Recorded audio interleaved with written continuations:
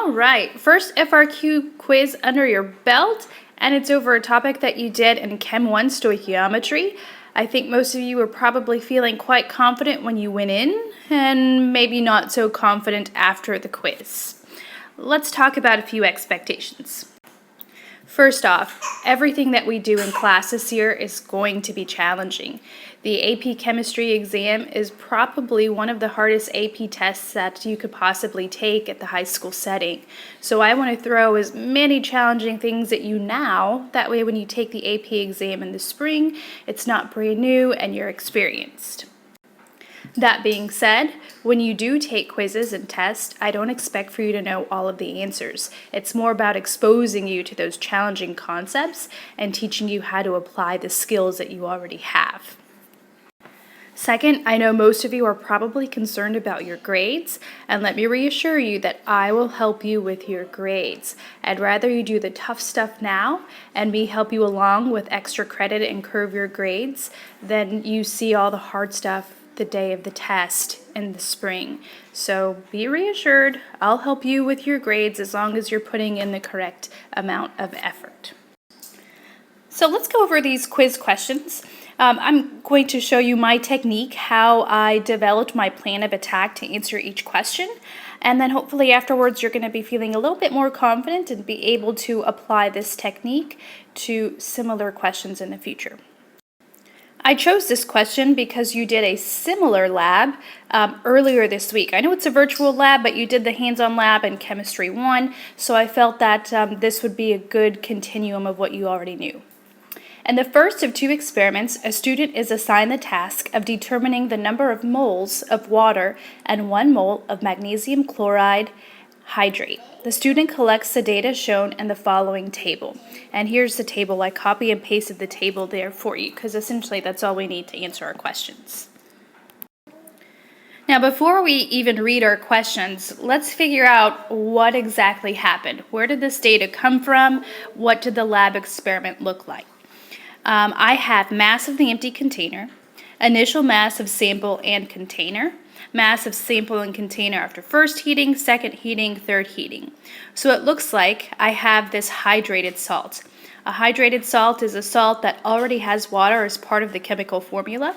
If we heat a hydrated salt, the water evaporates and I'm left with an anhydrous or dehydrated salt at the end. I know that as the water is evaporated or driven off, that the mass of my sample is going to decrease because the water is no longer there. So what I'm seeing here is mass of the initial sample was 25.825 grams.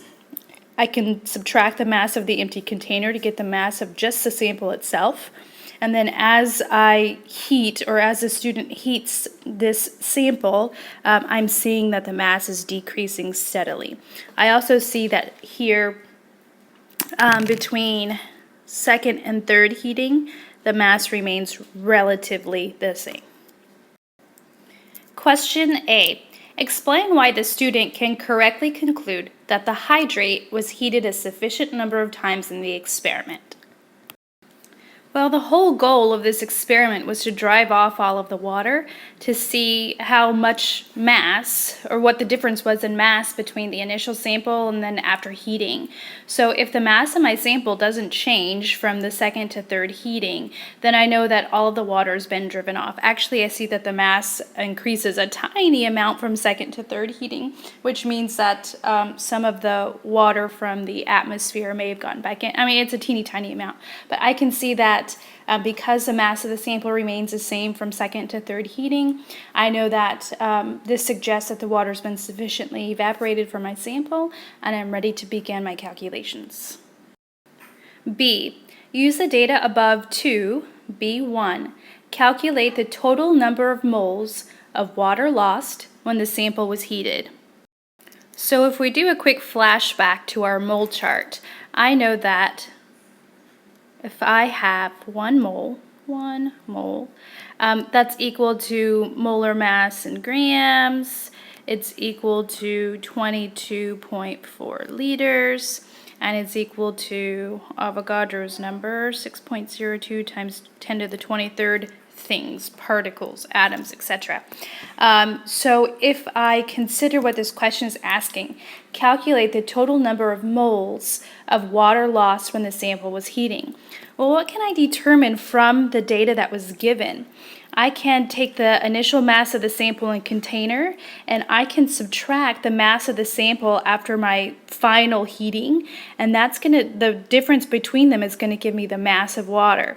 If I have grams of water, can I convert grams of water to moles of water? And hopefully you're jumping for joy and saying, hooray, yes, I can do that. So let me clear my board, and let's do a little bit of math. So let's start by taking the initial mass of sample and container, 25.825 grams, and we want just the mass of the water that was driven off. So if I subtract the mass of the sample and container after heating, and I actually chose after the second heating. You could have chose the second or third heating, but I went with the second heating because the mass was actually a little bit less. Just because it went up here, that tells me that a little bit of mass was added. That means something came back into my sample, so I'm going with the smaller number. But if you chose the 23.977, you still get the right answer, so no harm, no foul. 976 grams. Subtract, and we get 1.849 grams, and this is grams of water that was driven off. Now I can do my stoichiometry. That's what this quiz is all about, and I can convert grams of water to moles of water doing some stoichiometry. So if I have grams of water on top, that means I need grams of water on the bottom. G means go to the periodic table and find molar mass. So I've got 2 hydrogens with a mass of 2.02 grams, 1 oxygen with a mass of 16 grams, grand total 18.02 grams. So 18.02 grams is equal to 1 mole of water. We're going to use our trusty calculators. We're going to round to 1, 2, 3, 4 significant digits, and you should get 0.1026. Make sure you put your unit, mole, and your substance, water, H2O. I'm going to recommend that you put a box around your final answer. It makes it easier for me to find, and it makes it easier for the AP readers to find on your AP exam. You receive 1 point for correctly calculating the number of moles of water in this sample. B2. Determine the formula of the hydrated compound. So let's clear our board here. And we've got B2.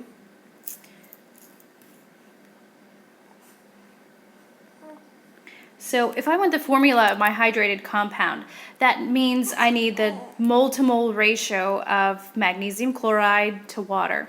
Well, I already have moles of water, so that means I need moles of magnesium chloride of the dehydrated salt. So if I have the mass of water, that means that the remaining mass of the sample must be the salt itself. So let's take the mass of the salt in the container, and we used the second heating, so 23.976 grams. That's the mass of the sample and the container. There's no water left because it's been driven off. I'm going to subtract the mass of the container, 22.347 grams, and that will give me the mass of just the salt, 1.629 grams. And following the same procedure as before, we are going to use stoichiometry to find the number of moles of this magnesium chloride. So grams magnesium chloride. Molar mass of magnesium chloride is 95.21 grams. I feel confident that you guys can find molar mass without my help. And that's equal to 1 mole. MgCl2. We need 4 significant figures, 0.01711 moles magnesium chloride. So the next step in this particular problem, if I want to find the formula, I need the lowest ratio of moles to moles of salt, to water. So a tip that I'm going to encourage you to use is if you calculated something in a previous problem, you're going to use that calculation in a following problem. So in B1, we calculated moles of water, and we said it was 0.1026 moles of water. We're going to use that number.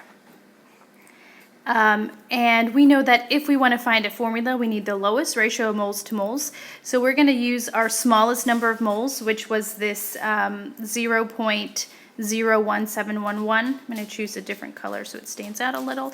We're going to divide by that number, 0.01711. We know that's going to be 1. We always divide by the smallest number of moles because it for certain will give us 1 mole there. 0.01711, and my calculator says something like 5.99. We're going to round that to 6 moles. So that means for every 1 mole of magnesium chloride, there are 6 moles of water. So I'm going to rewrite my formula as MgCl2, that little multiplication symbol, and then I have 6 waters, H2O. Box around my final answer. So for this question, you got 1 point here for calculating moles of magnesium chloride, and then you got an additional point here for comparing your moles to moles and getting the correct formula. Part C. A different student heats the hydrate in an uncovered crucible, and some of the solid spatters out of the crucible. This spattering will have what effect on the calculated mass of the water lost by the hydrate? Justify your answer. This is a really common FRQ question or type of FRQ question. You get a lab, you've got some data, you answer some questions about that data, and then it says, how would those numbers be different if this happened? And so that this in this question is that some of the solid spatters out. How would that affect my numbers? Well, I know if some of the solid spatters out, this number here is going to be less. If that number is less, I want you to think about how we used that number. We used that number in part B1, where we calculated the total number of moles of water lost. So if this number 23.976 was smaller, let's say it's 23.876, and it's smaller because it includes the mass of water that was evaporated and also the mass of that solid that spattered out. So if this number is smaller, what would that do to the total mass of water that we thought evaporated? And that would increase the number of moles of water, because we're going to get a number. If I take my initial 25.825 grams and I subtract my new number that's now less, 23.876, I'm going to get a higher number of grams here of water lost than we did originally.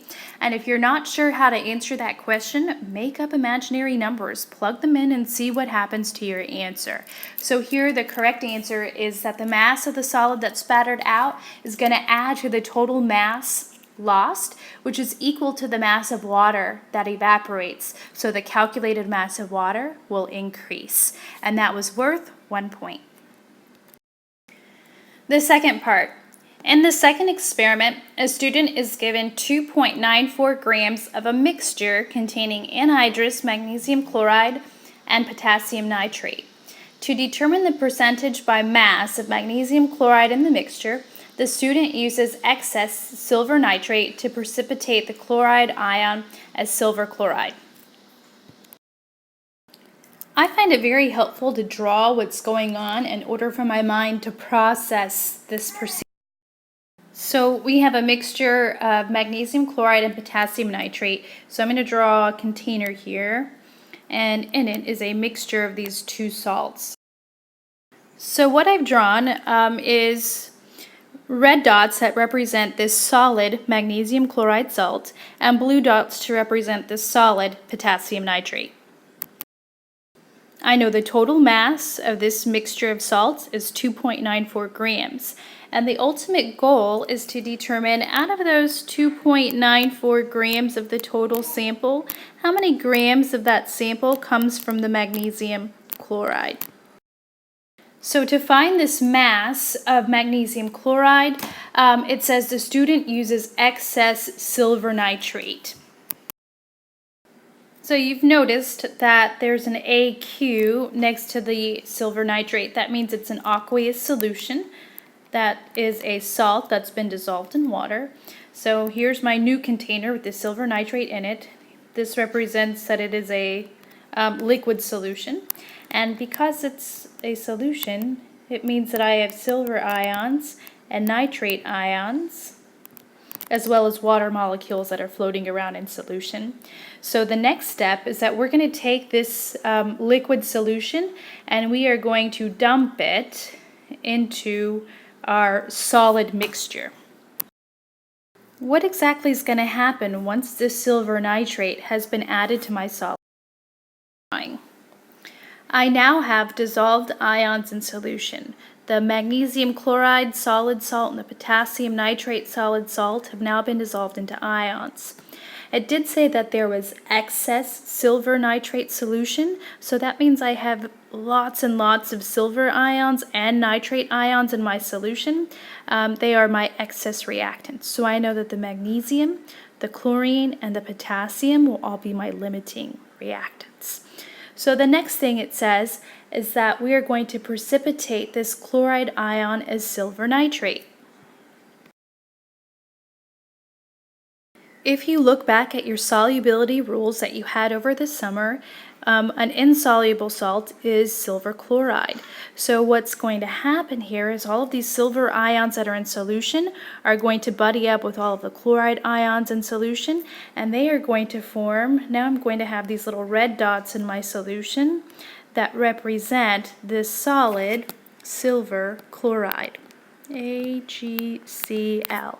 So in essence, all of the chloride ions are removed from solution and they form this solid silver chloride salt. There's still extra silver ions in solution. The magnesium ions stay in the solution, nitrate ions stay as ions in solution, as well as potassium. Here's our final setup. After the silver nitrate aqueous solution has been added, I end up with this precipitate at the bottom of my beaker. That red little blob at the bottom is my silver chloride salt. Notice that there are no chloride ions left in my solution, but there are extra silver ions. So how can I use this to find the mass of magnesium chloride that I had to start? It's the law of conservation of mass. The mass of chlorine in the magnesium chloride that I had to start, so mass of chlorine there, is going to be equal to the mass of chlorine in my finish, or in my product, which is the silver chloride. So mass of chlorine there should be equal to the mass of chlorine there. If I can find the mass of this red little mound I have here at the bottom, if I can find grams of silver chloride, can I essentially take that grams of silver chloride and use some stoichiometry to convert that to moles of chloride ions? Hopefully the answer is yes. Part D. Starting with the 2.94 gram sample of the mixture dissolved in water, briefly describe the steps necessary to quantitatively determine the mass of the silver chloride precipitate. Basically, we're just going to explain the steps that we would take in lab in order to isolate the mass of silver chloride, in order to isolate the mass of this red mound sitting there at the bottom.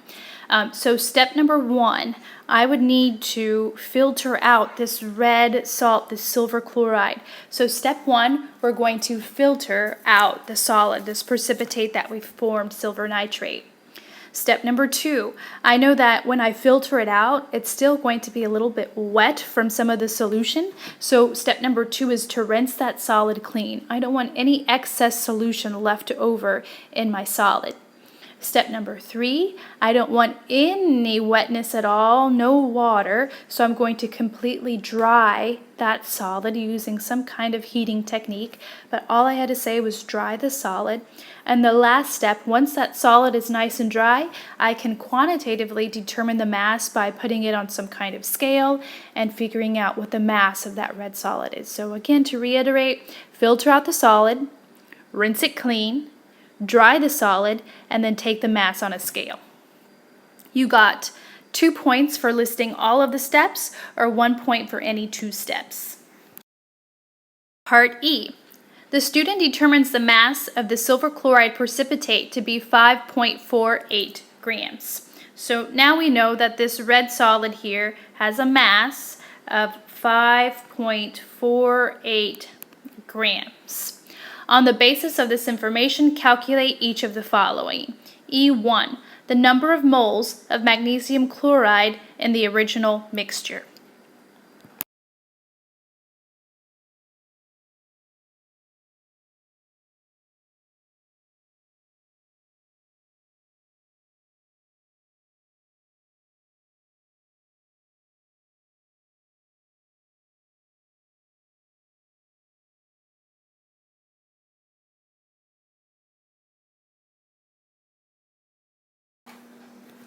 I'm so sorry, I cannot get this program to cooperate with me, so I'm just going to try on a different slide.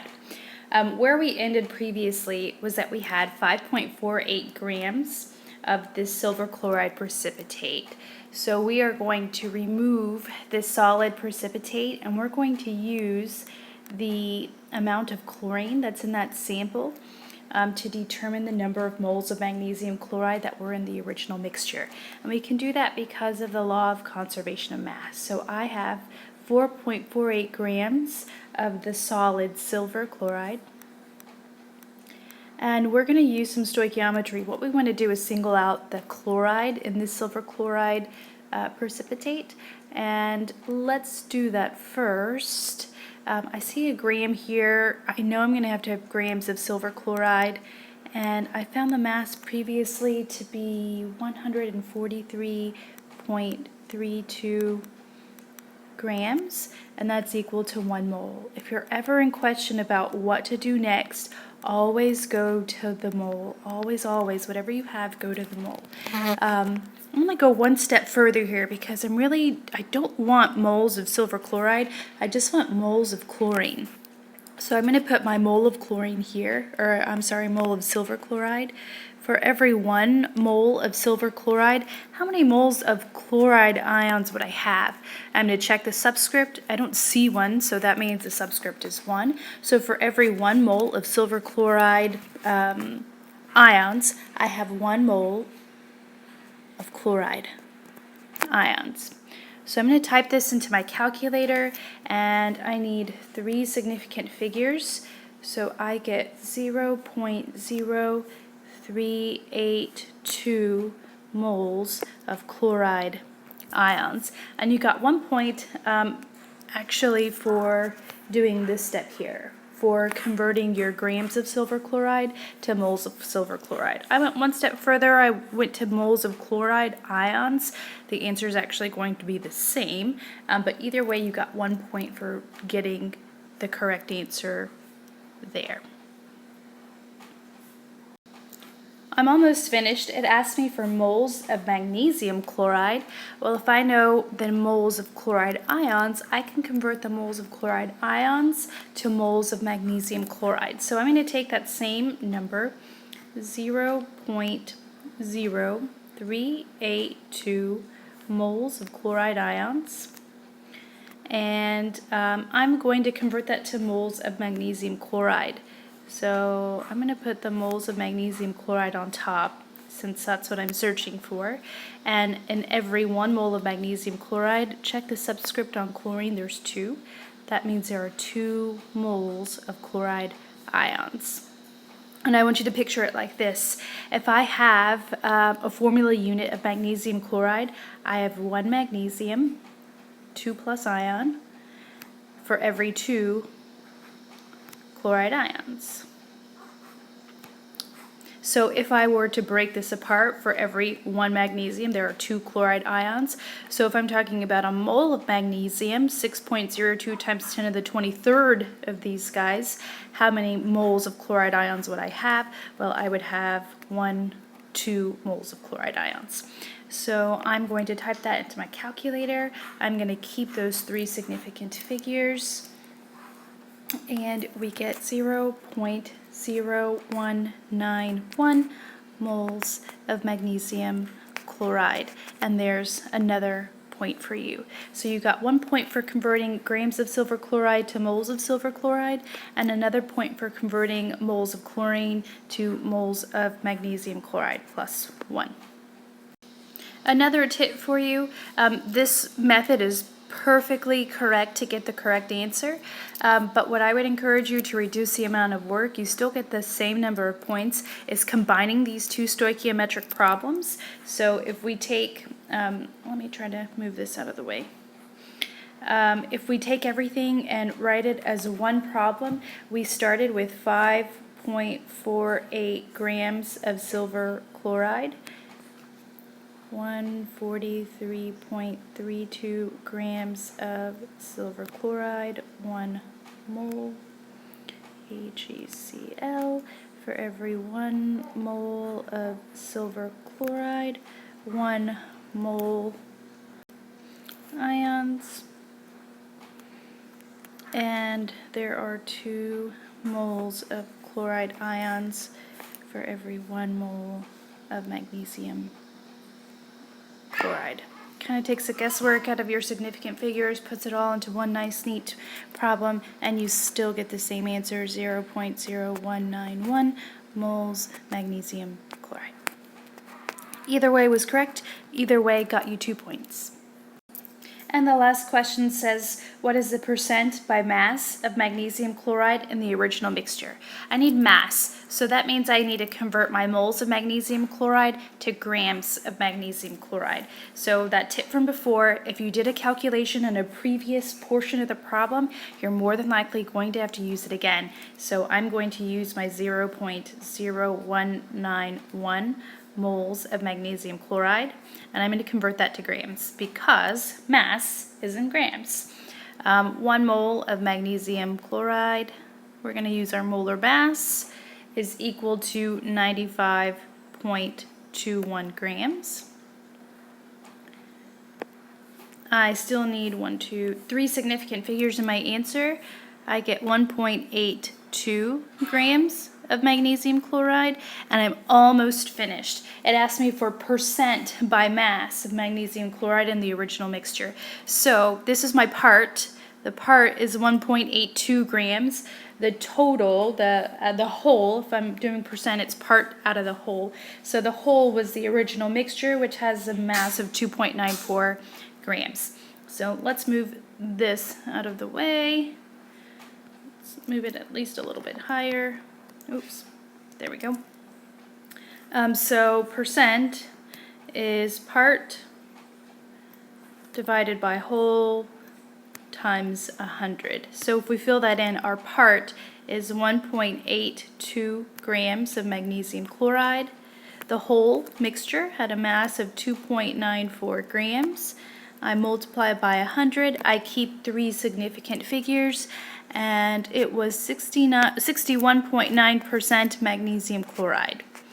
And the remaining percentage came from what was the other salt in there? Potassium nitrate. So our correct answer, 61.9%. Put a box around that, and you got 1 point for getting the correct percentage.